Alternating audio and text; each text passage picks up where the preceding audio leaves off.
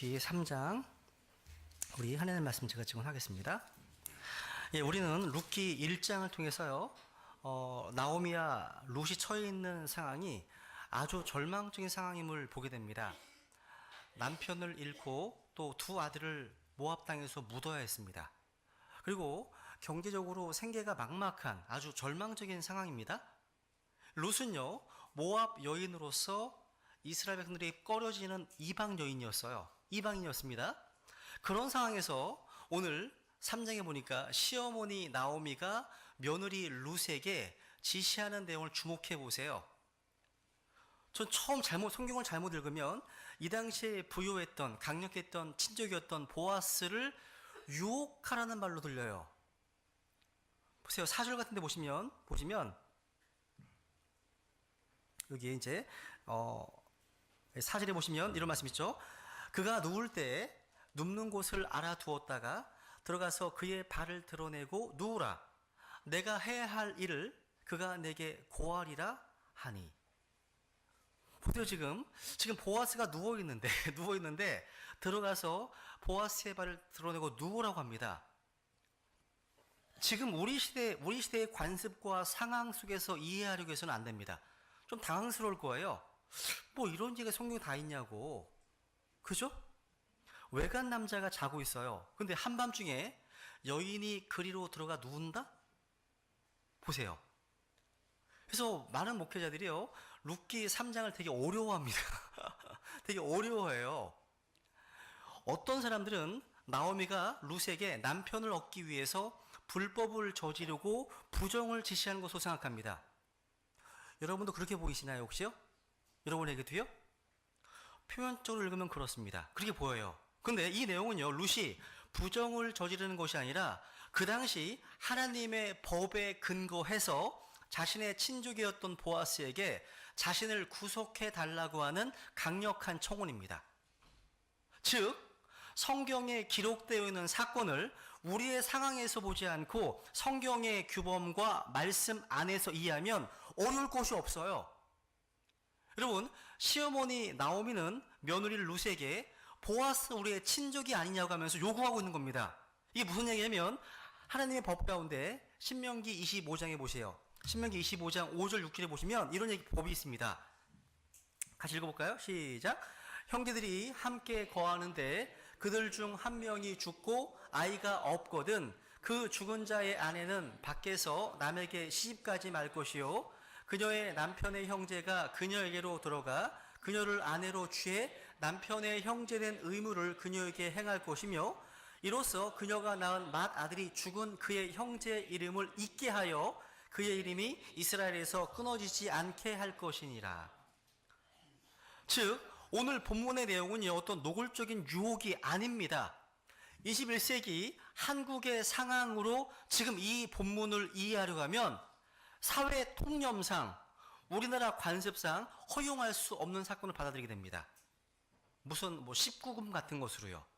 그게 아닙니다. 지금 룻과 나오미는 신명기 25장 이 말씀에 근거해서 보아스에게 하나님의 율법에서 말씀하고 있는 친족 모르는 자로서의 의무를 행하라고 적극적으로 요구하고 있는 겁니다. 그래서 여러분, 룻이요, 보아스에게 고백하잖아요. 이렇게 해요. 3장 9절에 보면 당신의 옷자락으로 당신의 여종을 덮으소서. 당신의 옷자락으로 당신의 여종을 덮으소서. 여러분, 이게 이제 일반 미국의 근본주의 동심대에 가시면요, 형제들은 전부 다 양복을 입고 있습니다. 자매들은 모두가 다 긴 치마를 입고 있습니다. 근데 여러분, 왜 그러냐면 이게 미국의 어떤 문화라고 할 수 있는 좋은 전통인 것 같아요. 반드시 여자들은 스커트를 입어야 된답니다. 근데 성경 신자들이 언급할 때 이걸 종종 인용합니다. 룻기 3장 9절. 지금 보아스가 스커트를 입고 있네요. 당신의 스커트, 나의 스커트 보이시죠? 그죠? 그죠? 이 스커트를 이용하면서 반드시 왜 남자는, 여자는 이런 복장을 어떤 규율로 정해서 안 된다, 이렇게 얘기를 합니다. 그걸 참고로 알았으면 좋겠습니다. 여기 보시면 당신의 옷자락으로 당신의 여종을 덮으소서 고백합니다. 이것을요, 성경으로 비교해 보면 무슨 말씀인지 분명히 알 수 있습니다. 한번 에스겔서 16장 8절 보겠습니다. 에스겔 16장 8절. 거기에다가 관주를 적어 놓으시면 좋을 것 같아요. 그 부분에다가 이제 내가 내 곁으로 지나가며 너를 보니 보라 내 때가 사랑을 할 때더라. 내가 내 옷자락을 내 위에 펴서 너희 벌거벗은 것을 덮어주며 참으로 내가 내게 맹세하고 너와 함께 언약 속으로 들어가매 네가 내 것이 되었느니라 주 하나님이 말하노라. 옷자락을 덮어준다는 것이 몹시 잘 나와 있습니다.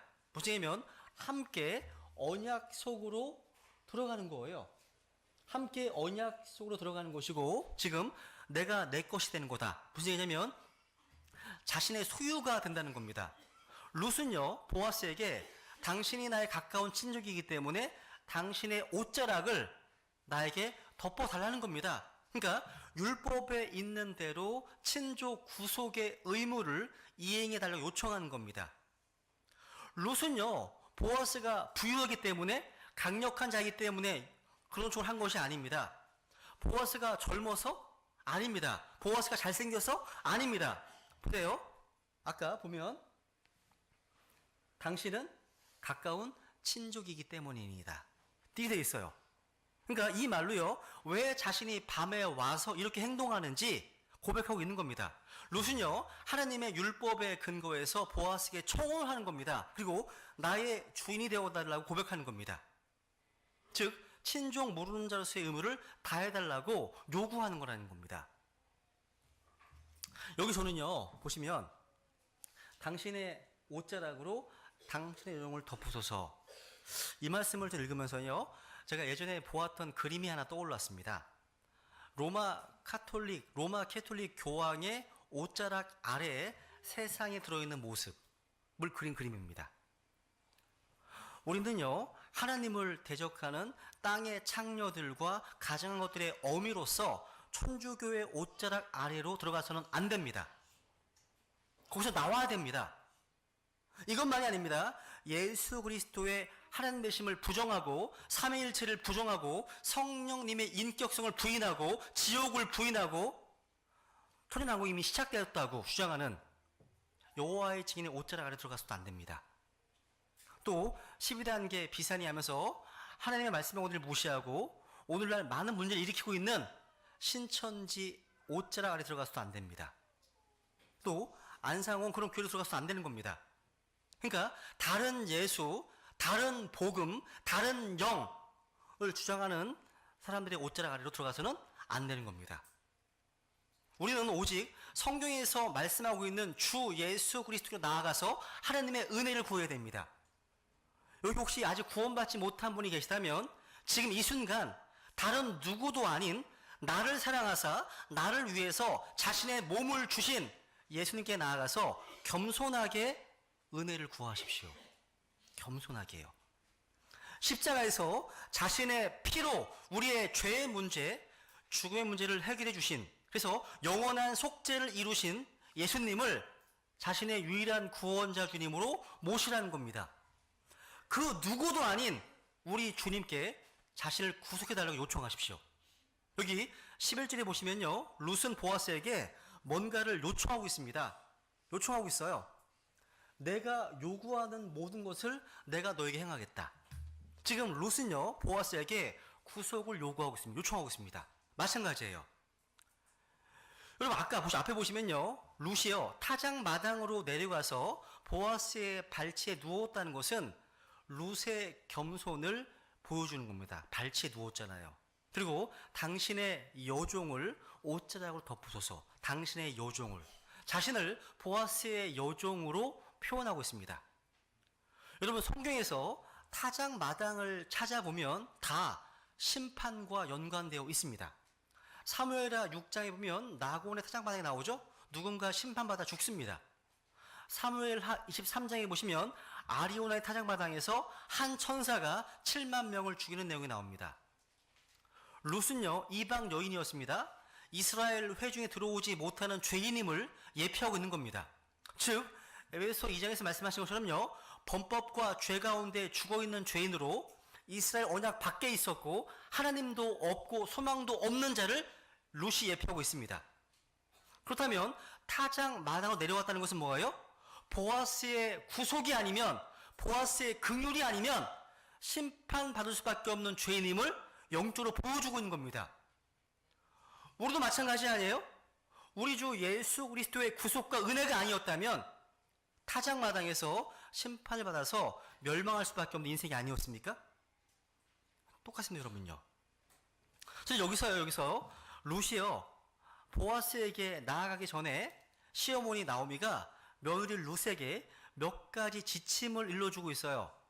나오미는요, 룻이 보아스를 만날 시각, 한밤중에, 또 만날 장소, 타작마당, 그죠? 그리고 만나기 위해 지금 해야 될 일을 말해주었습니다. 그 내용이 3절이에요. 한번 읽어보겠습니다. 같이 3절 시작. 그런즉 너는 몸을 씻고 기름을 바르고 의복을 입고 타작마당으로 내려가되 그 사람이 먹고 마시기를 다할 때까지 그에게 내 자신을 알리지 말며. 즉 뭐냐면 몸을 씻으라, 기름을 바르라, 의복을 입어라, 이 말입니다. 근데 룻은요, 이 시어머니의 말에 전적으로 순종합니다. 어떤 이유나 설명도 전혀 나와 있지 않아요? 모압의 관습과는 전혀 다른 것을 요구하고 있음에도 불구하고 룻은 하나님의 말씀에 근거해서 조언하고 있는 시어머니의 말씀에 전적으로 순종하고 있습니다. 우리는 이런 룻의 귀한 순종을 배워야 됩니다. 여러분, 이 나오미가요, 룻에게 지시한 내용은요, 영적으로 우리에게 적용할 수 있습니다. 우리도요, 보아스로 예표되고 있는 주 예수님을 만나기 위해서 우리는 깨끗게 되어야 됩니다. 이 말씀을 우리의 영적 적용을 위해서 한번 적용해 보겠습니다. 우리가 주님과 더 깊은 사귐 가운데 나아가기 위해서 필요한 것이 뭐냐면, 첫 번째는 뭐냐면 몸을 씻는 겁니다. 몸을 씻는 겁니다. 여러분, 이 가운데 구원받지 못한 분이 계시다면 먼저 우리의 죄악됨을 인식하고 예수 그리스도께서 자신을 구원할 수 있는 유일한 구원자와 주님으로 받아들이고 그분을 믿으면 하나님께서 그 사람을 씻겨 주십니다. 이것을 성경에서는 다시 태어남의 씻음, 중생의 씻음, 이렇게 표현합니다. 그러니까 요한복음 13장에 보시면 우리 주님께서는요, 내가 너를 씻기지 않으면 너와 아무런 상관이 없다 하셨습니다. 베다니 심내교회 이 예배당에 나와 있지만 예수 그리스도의 피로 자신의 죄를 씻음받지 못한 혼이 있다면 그 인생은 우리 하나님과 아무런 상관이 없는 인생이라는 겁니다. 그렇기 때문에 지금 주님께로 나아가서 자신을 구원을 요청하시라는 겁니다. 이미 구원받은 성도들은요, 우리도 씻어야 될 씻음이 있어요. 우리가 주님과 더 깊은 사귐과 교제 가운데 들어가기 원하시면 먼저 자신을요, 육과 영의 모든 더러움에서 자신을 깨끗하게 해야 됩니다. 육과 영의 모든 더러움, 육의 더러움만 있는 게 아니에요. 영의 더러움도 있네요. 여러분이 마음속에 거만한 영이 있다면, 교만한 영이 있다면, 마음이 완악한 영이 있다면, 높아진 영이 있다면 그걸 먼저 씻어야 됩니다. 그래서 우리가 죄를 지을 때마다 주님 앞에 나아가서 나를 씻겨주소서 이렇게 자백해야 됩니다. 여러분, 구약 성경에 보시면 구약의 제사장들이 더러운 죄로 하나님 앞에 나아가게 되면 죽음의 위험 가운데 처하게 되는 겁니다. 죽을 수 있습니다. 그래서 출애굽기 30장에 보시면 제사장들이 성막에 들어갈 때 물로 씻어서 죽는 것을 면할 것이요. 말씀합니다. 물로 씻어서 죽는 것을 면할 것이요. 근데 오늘날 라오디게아 교회들의, 라오디게아 성도들 어떤 모습을 보면요, 자신의 죄를 깨끗하게 하지 않은 채, 씻지 않은 채 하나님의 임재로 너무 성급하게 나아가는 경향이 있다는 겁니다. 우리는 예배를 시작할 때 지난 한 주간 지었던 죄악들을 주님께 자백합니다. 하나님께 먼저 자신을 씻는 시간을 갖잖아요. 좋은 전통입니다. 그죠? 좋은 전통입니다. 여러분, 주일날만이 아니라 매일매일 주님의 말씀을 읽고 주님께 나아갈 때에도 마찬가지예요. 자신을 돌아보고 그날 범했던 죄를 고백하고 이 말씀의 물로 씻고 나아가시는 겁니다. 그러면 하나님의 은혜가 임할 겁니다. 두 번째 뭐로 했습니까? 아까 몸을 씻고 다 뭐예요? 기름을 바르고 어노인트, 기름을 바르고 보아스에게 나아갈 때 기름 바르면 아가서 1장이나 4장에 보시면 향기 나는 기름이라는 표현이 나옵니다. 향기 나는 기름. 여러분도 저도 기름을 발라야 됩니다. 기름은 우리의 삶 속에서 역사하시는 성령님의 기름 부으심, 성령님의 임재와 사역을 보여주는 겁니다. 예수님의 피로 구원받은 성도들은요, 모두 성령님의 기름 부음을 받았습니다. 그 성령께서 우리의 삶을 주관하셔서 고린도후서 2장에서 말씀하시는 그리스도의 향기로운 냄새를 아버지께 드려야 함을 교훈해 주고 있는 겁니다. 이게 되게 중요해요, 여러분. 이게 참 희한한 게 뭐냐면요, 오순절 은사주의 계통이신 분들은요, 성령을 무척 강조해요. 말씀은 되게 소홀히 합니다. 어떤 신비한 경험, 어떤 그런 걸 되게 강조 많이 하잖아요. 근데 독립침례교회 성도들은 또 지나치게 말씀만 무척 강조해요. 균형이 필요하거든. 성령과 말씀이 함께 역사하는 거예요. 이게 균형이 필요합니다, 여러분요. 여러분, 구원받은 우리들은요, 모두 성령으로 충만하라 명령을 받았습니다. 여러분, 성령으로 충만하십니까? 여러분, 성령 충만과 술 취함은 비슷해요. 취하면 더 취하고 싶어. 자꾸 취하고 싶어요. 성령 충만도 마찬가지예요. 여러분, 술 취한 사람들 얘기 들으면 뭔 소리인지 못 알아듣겠어요, 저는요. 거의 뭔 소리인지 모르겠어요. 근데 같이 취한 사람 서로 알아듣고 얘기를 해요, 막. 저 되게 신기해요. 여러분, 교회 안에서도요, 성령으로 충만한 사람과 충만히 하는 사람이 있으면요, 별로 대화가 잘 안 돼요. 뭔 소리 하는 거지? 잘 이해가 안 될 때가 있어요. 비슷해요. 성령 충만하면 다른 사람을 의식하지 않습니다. 마치 술 취하면 누구도 의식하지 않잖아요. 하면서 막 담대하잖아요. 이 말도 이상한 얘기하고요. 성령 충만하면요, 다른 누군가의 시선을 의식하지 않고 담대하게 예수 그리스도의 복음을 전파합니다. 이게 비슷해요. 여러분, 우리 속에는요, 주님께서 부어주신 기름 부음이 있어요. 오직 성령으로 뭐 하라고요? 충만하라. 또 우리에게 기름 부으신 분은 하나님이십니다. 그 기름 부음이 우리 속에 거하고 있어요. 여러분, 그 A.W. 토저라는 분이 쓰신 책에 보니까, 저 읽다 보니까, 제가 맞다 그랬어요. 뭐냐면, 이분이 이런 얘기를 했습니다. 그 당시에 타락한 기독교를 보면서 이렇게 얘기했습니다. 만약 성령님께서 이 세상에서 떠나신다 할지라도요, 대부분의 교회들이 잘 그럭저럭 진행될 수 있을 겁니다. 그리고 아무런 차이도 느끼지 못할 겁니다. 그러니까 성령께서 함께 하시든 떠나시든 간에 결국 의식하지 못한다는 얘기예요. 왜? 가용할 수 있는 인간적인 자원이 너무 많이 있기 때문에, 교회 안에. 그러니까 성령님의 기름 부음이 우리의 삶 속에 역사하지 않고도 주님을 섬길 수 있다고 하는 그런 자원들이 많이 있기 때문에 이게 하나님께서 원하시는 것인가 얘기합니다. 여러분, 성령님 안에서 하는 사역이 아니면 무의미한 겁니다. 하나님 안 받으세요. 제일 중요한 게 이거예요. 그래서 기름 바르라. 여러분, 기름 바른 채로 주님께 나아가시기 바랍니다. 세 번째. 뭐죠, 아까? 의복을 갈아입으세요. 의복을. 여러분, 생각해 보세요. 보아스를 만나러 가는데, 보아스에게 나아가는데, 이 룻이요, 밭에서 일하는 헐렁이 옷을 입고 간 게 아니잖아요. 저 입어봐서 알아요. 한번 입어봤어요. 헐렁이 옷. 정말 멋이 없어요.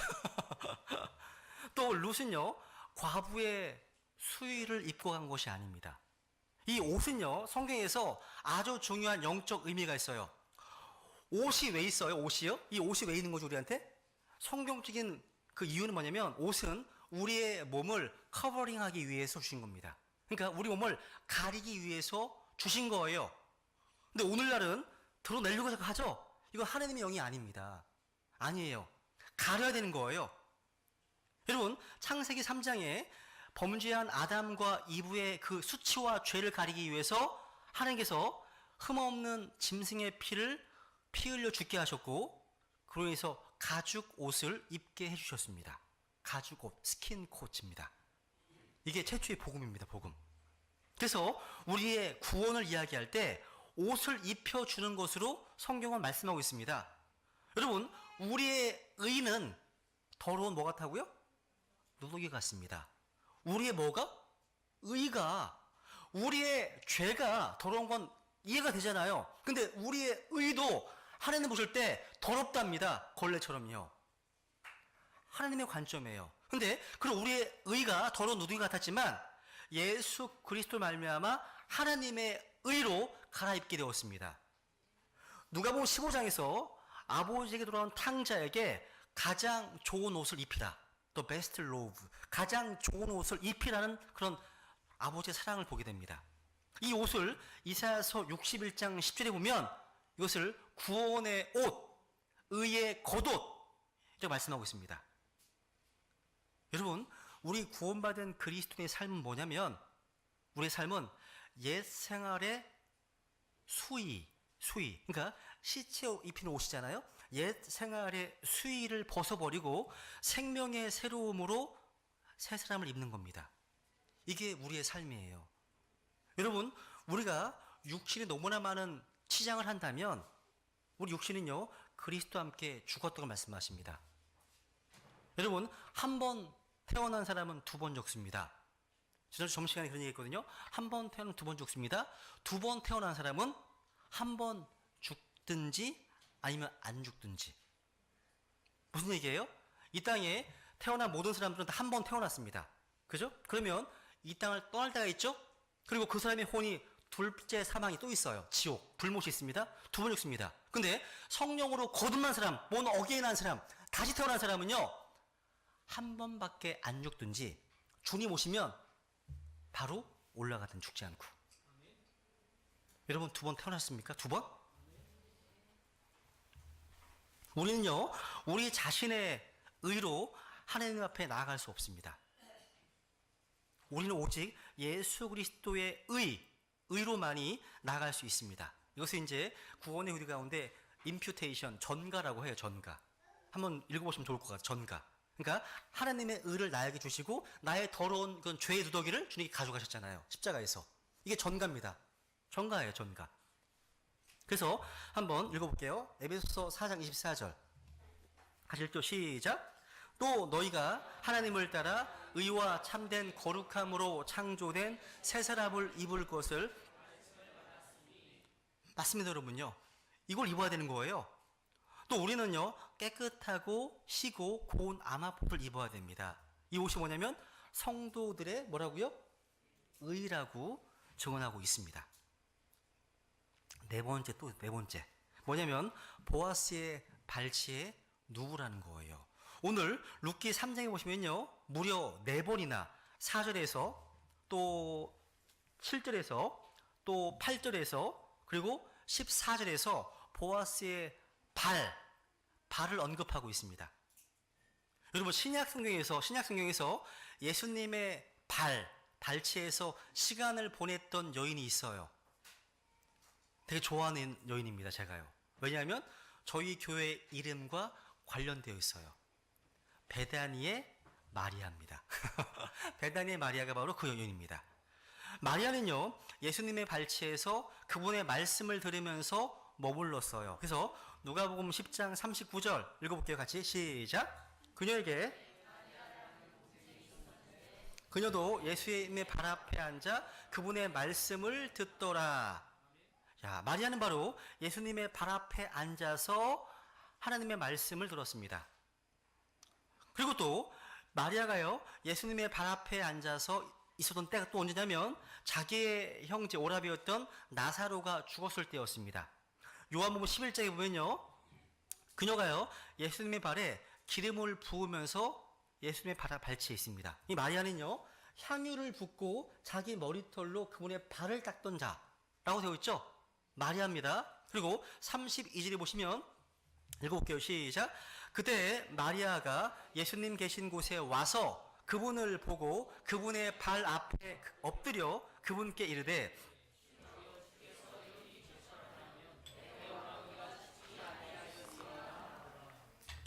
와, 마리아 참 멋있는 것 같아요. 여러분, 예수님의 발 앞. 예수님의 발은요, 우리 모든 구원받은 성도들이 우리의 삶을 보내기에 아주 좋은 장소입니다. 정말 좋은 장소예요. 이 예수님의 발은요, 하나님의 백성들이 치유받을 수 있는 그런 곳이었습니다. 그래서 마태복음 15장 30절에 보시면 많은 이런 병자들을 주님께 데리고 와서 보세요. 그분의 발 앞에 두매 고쳐주셨습니다. 그곳은요, 야이로가요, 자신의 딸을 대신해서 왔던 곳이었고, 예수님께서 부활하신 후에 제자들이 나타나시잖아요. 나타나실 때 제자들은요, 뭘 붙잡고 경배했어요? 뭐예요, 그게요? 그분의 발을 붙잡고 경배했습니다. 그림이 안 그려지는데 이상해요. 발을 붙잡고 경배했대요. 경배했습니다. 여러분, 우리 구원받은 그리스도인의 삶에 있어서 승리의 비결은 매일매일 우리 주님의 발치에서 그분의 말씀을 듣고 그분께서 말씀하신 것을 행하면서 사는 겁니다. 여러분, 이 사진은요, 오늘 안 오셨는데 우리 교회 어떤 성도님이십니다. 자매님이 운전하실 때 옆에서 성경을 보고 계시는 형제님이십니다. 이 자매님이요, 머리를 파마하실 때 2시간 반 있을 때 미용실에서 성경을 읽고 계십니다. 계속해서요. 야, 누군지는 중요하지 않습니다. 하나님의 말씀을 일상생활에서 가까이 하시는 분들이 바로 영적으로 성장할 수밖에 없습니다. 멋있지 않아요? 여러분, 우리가 승리하는 그리스도의 삶을 살기 위해서는요, 예수님의 발치에 머물러 있어야 됩니다. 그분의 발치에 머물러서 우리 주님의 음성을 듣고 그분의 말씀에 순종해야 됩니다. 우리가 예수님을 만나서 결혼하기까지, 기록 19장, 혼인하기까지 계속 머물러 있어야 될 자리는 예수 그리스도의 발 아래입니다. 그 발치에서 주님과 깊이 교제하고 이야기를 나누어야 됩니다. 그분의 입에서 나오는 은혜로운 말씀들을 들어야 한다는 거죠. 여러분은 매일매일 예수님의 발치에 앉아서 겸손하게 말씀을 듣고 계십니까? 그렇다면 큰 은혜를 받으실 겁니다. 여러분에게요, 하나님의 말씀을 선포해도 아무런 은혜가 없다면, 또 성경을 읽어도 아무런 감동이나 어떤 은혜가 없다면 여러분이 예수님을 여러분의 발치에 두었기 때문입니다. 반대이기 때문이에요. 교만한 자에게 은혜를 주시지 않으십니다. 교만한 자를 대적하십니다. 그래서 우리의 삶이요, 매일매일 주님의 발 앞에 나아가서 겸손하게 주님의 말씀을 듣고 은혜를 받으면 다른 누군가에게 은혜를 끼치게 됩니다. 여기서 우리가 또 하나 배울 수 있는 중요한 진리가 있어요. 13절, 14절에 보시면 이런 말씀하고 있어요. 보세요. 한번 읽어볼게요. 13, 14절이요. 시작. 이 밤은 여기서 머무르라. 아침에 그가 친족의 역할을 내게 행하려 하면 좋으니 그가 친족의 역할을 행하려니와 만일 그가 내게 친족의 역할을 행하려 하지 아니하면 주께서 살아가심을 두고 맹세하노니 내가 내게 친족의 역할을 행하리라. 아침까지 누울지니라 하니라.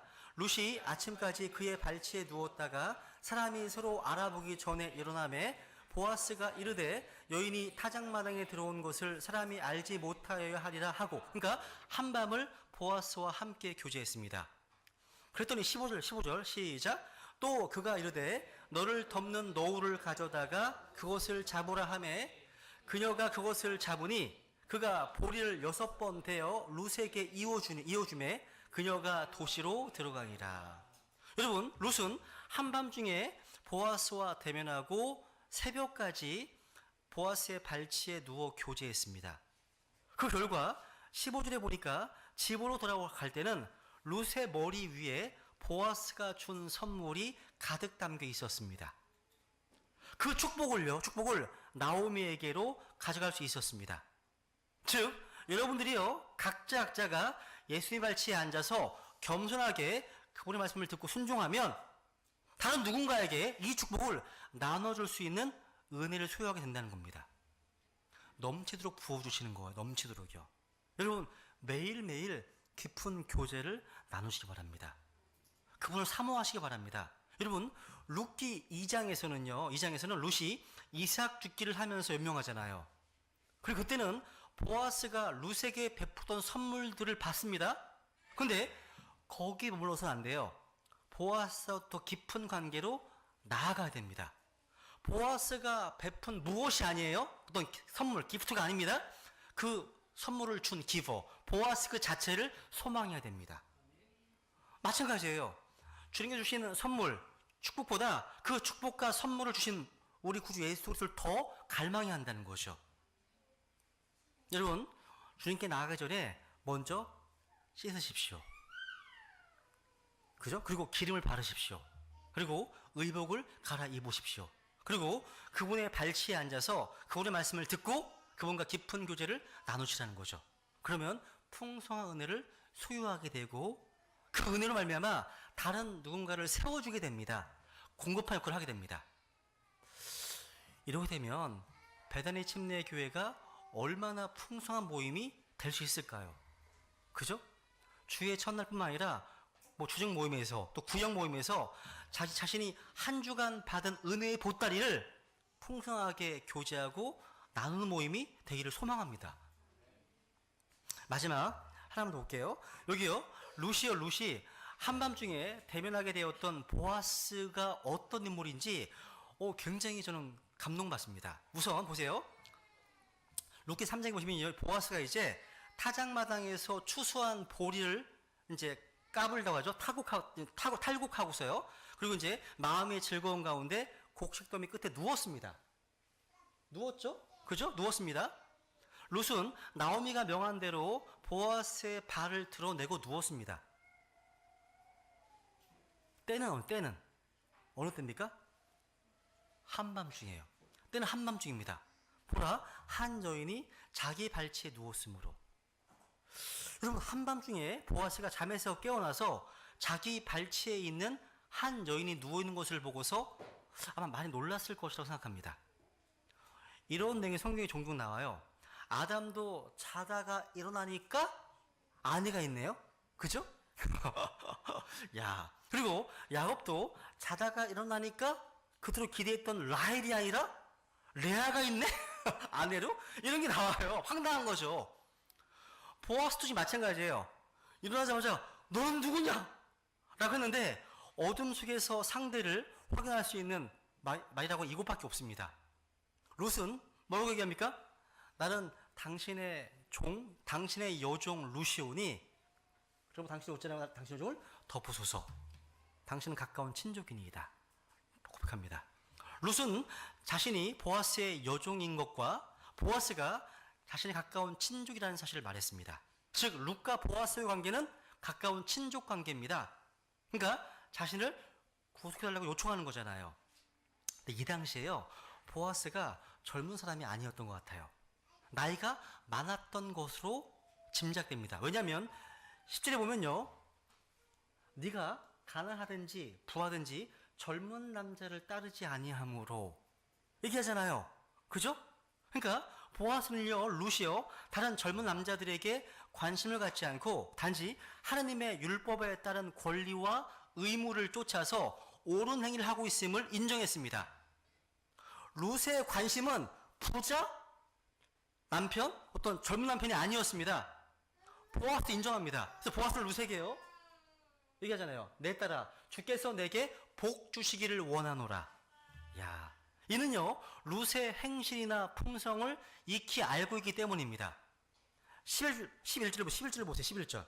보시면, 내 딸아, 이제 두려워하지 말라. 내가 요구하는 모든 것을 내가 내게 행하리니. 그 다음, 내가 현숙한 여자인 줄 내 백성 온 도시가 아느니라.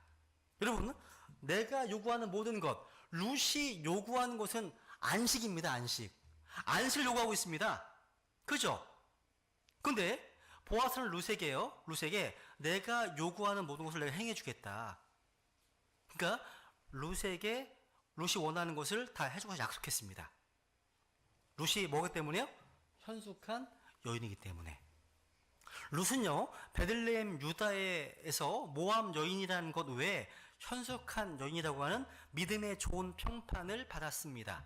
저는 우리 베다시미 모든 자매들께서 이러한 평판을 받기를 기도합니다. 성경에 잠언해 보세요. 현숙한 여인이 있는데 게으른 여인, 악한 여인, 아침한 여인 되게 많이 나와요. 그런 데서는 안 되는 거예요, 여러분. 현숙한 여인, 버추어스 워먼, 그러니까 덕스러운 여인. 그러니까 룻은요, 잠언 31장에 나오는 덕이 있는 여인이라는 칭찬을 받았습니다. 덕이란 뭐냐면 그리스도인이요, 믿음 다음으로 갖추어야 될 요소입니다. 요소. 그래서 베드로 후서 1장 5절에 보면 이렇게 합니다. 이것과 더불어 열심을 다하여 너희의 믿음의 덕의 지식을 쭉 얘기하잖아요. 중요합니다. 너희 믿음의 뭘요? 덕을 꼭, 너희 믿음의 지식이 바로 올라가는 게 아니에요. 믿음의 덕의 지식입니다. 오늘날 수많은 자칭 성경 신자들이 요 덕이 빠진 채 덕을 빼버리고 믿음의 지식을 추구하다가 아무런 열매를 맺지 못합니다. 믿고 구원 받았습니다. 근데 구원 받자마자 요한계시를 공부해. 이사야를 공부하면서 막 지식이 막 쌓이는 거죠. 중간에 덕을 세울 수 있는 그 과정이 없는 거예요. 원래 신앙이라는 게 차곡차곡 단계를 밟아서 쌓아져 가야 되는 거 아니에요. 근데 구원 딱 일단 받았어. 바로 10단계 올라가. 사이가 없는 거예요, 이게요. 이러면 안 된다는 거죠. 여러분, 덕을 빼버린 채 믿음 위에 지식을 쌓기 위해서 여러 책을 사보기도 하고 신학원을 다니기도 하고 성경을 공부한다면 그렇다는 거예요. 여러분, 룻은 섹시한 여자가 아니었어요. 룻은 어떤 여자였다고요? 덕스러운 여자, 덕 있는 여자였습니다. 구원받은 그리스도인이라면 남자든 여자든 상관없이 구별 없이 룻과 같이 믿음의 덕을 추구해야 합니다. 추구해야 돼요, 덕을요. 그래서 여기 3절에 보시면 우리를 부르사 영광과 덕에 이르게 하신 분을 아는 것을 통해서 하나님 우리를요 영광과 덕에 이르게 하신 분이십니다. 하나님께서요. 지금 다시 보세요. 한번 그림을 그려보세요. 여기서 보아스의 경건함을 보게 됩니다. 여러분, 사람은요 혼자 있을 때 영적인 사람이 되기 힘들어요.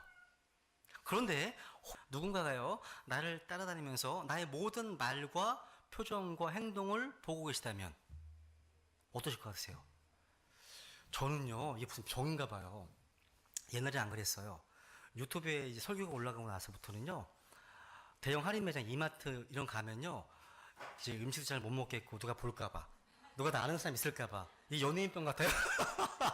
그래서 의식이 자꾸 돼요. 막 이런 의식을 하고 산다면 우리가요 훨씬 덜 죄를 지을 겁니다. 알아보는 사람이 많아봐요. 생각해보세요. 야, 마찬가지 여러분요. 여러분 누군가 몰래카메라로요 우리의 모든 삶을 지켜본다고 생각해보면 때로는 창피하게도 때로는 두려움이 느껴져요. 근데 진짜 누군가가 우리의 삶을 지켜보고 계십니다. 성경에 보면요 주님 앞에서라는 표현이 되게 많이 나와요. 주님 앞에서 사무엘도 주님 앞에서 그러고요 다윗도 주님 되게 반복되어 나와요. 주님께서 고성능 카메라 우리를 지금 다 보고 계십니다. 여러분, 아이폰을 들고 다니면 내가 어디 갔는지 다 확인될 수 있어요. 이게요 추적이 가능합니다. 위치 추적이요. 하나님 못하실 것 같으세요? 다 하십니다. 다 하세요. 이런 혼자 있을 다 보시고 계시다는 거죠. 이런 예화가 하나 있더라고요. 북한에 낮은 선봉을 방문했었던 어떤 목사님이 간증하신 글을 봤어요. 이분이요 하루에요 북한 숙소에서 밤에 물이 먹고 싶으셨나 봐요. 갈증이 나니까 혼자말로 시원한 물 한 잔 있으면 참 좋겠다 이렇게 말했다는 거예요. 누워 계시다가. 근데 갑자기 얼마 후에 안내원이 똑똑 목이 마르시지요? 물 가졌다는 거예요. 그 순간 소름이 딱 쳤다는 거죠. 나를 지금 보고 있구나. 불어난 거잖아요 이게 지금요. 이런 거 여러분요. 여기 본문에 나오는 보아스는요 그야말로 몰래 카메라에 잡힌 보아스입니다. 보아스는 자다가 한밤중에 놀라서 깨어 일어났습니다. 그리고 자기 발치에 한 여인이 누워있는 걸 봤습니다. 이런 상황에서 보아스는 어떻게 반응하고 처신했습니까? 제가 보기에는 이런 상황에서 일반적으로 일어날 수 있는 두 가지를 상상할 수 있을 것 같습니다. 가장 개연성이 높은 것은 룻과 동침하는 겁니다. 이런 상황에서는요, 이성보다는 감정이 앞서기 마련이에요. 다른 어떤 절차나 합법성 여부를 떠나서 우선 육체적인 요구에 끌리기 마련입니다. 그죠? 근데 보아스는 달랐어요. 또 하나 상상할 수 있는 게 뭐가 있냐면 이거 같아요. 룻에 대한 분노와 경멸입니다. 분노와 경멸. 네가 감히 누구 앞이라고 이런 짓을 하느냐. 이렇게 호통을 칠 수 있을 겁니다. 그죠? 그래서 종들을 불러서 그녀를 쫓아버릴 수도 있었을 겁니다. 근데 이때 보아스는 어떻게 했습니까? 룻을 취하지도 않았고 책망하거나 업신여기지도 않았습니다. 즉 보아스는요, 밝은 낮에만 하나님 앞에서 산 것이 아니라 캄캄한 한밤중에도 하나님 앞에서 건재했다는 사실. 굉장히 정말 예수님을 예표할 만한 인물인 것 같아요. 보아스는요, 자기보다도 가까운 친척이 있기 때문에 이 모든 일은 합법적으로 분명하게 이루어져야 한다고 생각했습니다. 여기서 우리는요, 룻을 위한 보아스의 배려를 보게 됩니다. 한밤중에 집에 가게 되면 위험할까봐 날이 새기까지 머물게 합니다. 그리고 자기와 룻이 쓸데없는 오해와 비난에 빠지는 것을 원치 않았기 때문에 남들이 일어나기 전에 여인을 조용히 돌려보냈습니다. 그러면서 빈손으로 보내지 않고 양식을 넉넉히 주어 보냈습니다. 와, 이게 얼마나 깨끗하면서도 따뜻하고 세밀한 사람입니까? 이게 느껴지지 않으세요? 이런 인물이에요. 이런 인물을 남편으로 삼는다면 여러분은 진짜 성공한 거예요. 다들 심각하시네요. 네? 그러니까 여러분, 우리 구주 예수님을 예표하고 있는 보아스의 이런 모습은요, 우리의 인격이, 우리의 경건의 아주 훌륭한 모델입니다. 성숙한 신앙인의 아름다운 모습이라는 거죠. 여러분, 이게 참된 사랑이에요. 참된 사랑! 이것은요, 보아스와 룻의 사랑처럼 언제나 하나님의 법에 근거하고 있고 책임을 질 줄 아는 사랑입니다.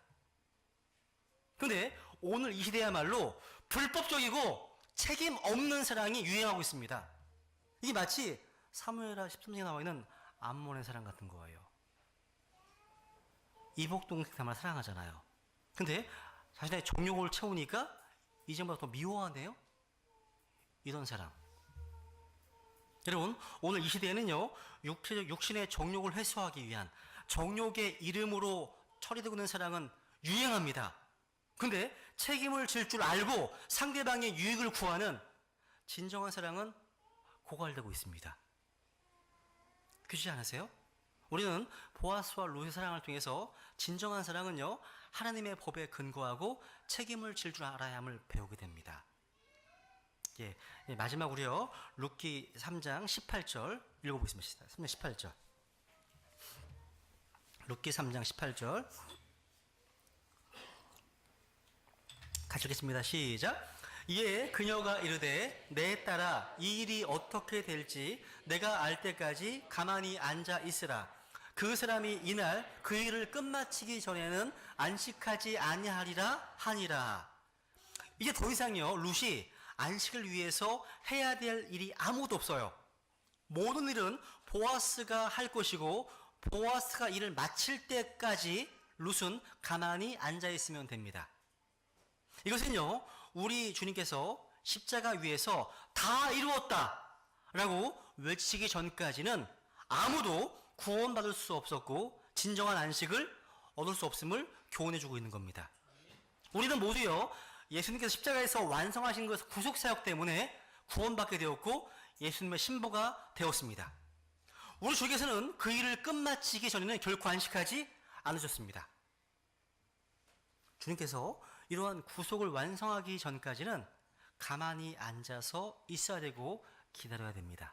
내 행위로, 내 공적으로, 나의 업적으로 하는 게 아니에요. 구원은요, 주님께서 다 이 일을 끝마칠 것이 되었습니다. it is finished. 같은 단어예요, finish. 연관되는 거예요. 어쩌면요, 구원받은 성도들이 가장 배우기 어려운 것이 있다면 가만히 앉아서 기다리는 겁니다. 기다리는 것. 인내는 시간을 요구하잖아요. 특히 성격이 급한 한국인은요, 뭐든지 단숨에 해치우고 단숨에 결과를 보고 싶어 해요. 빨리 클릭해서 빨리 나오기 원하잖아요. 기다리는 것이 얼마나 어려운지 우리는 매일매일 경험하고 살고 있습니다. 뭐든지 빨리빨리 느린 것을 싫어하잖아요. 우리 예레미야 3장, 에레미야 애가 3장을 읽고 마치겠습니다. 예레미야 애가 3장 찾아보겠습니다. 예레미야 애가 3장 25, 26절. 예레미야 애가 3장 25절, 26절을 우리 읽고 마치겠습니다. 예레미야 애가 3장 25절, 26절.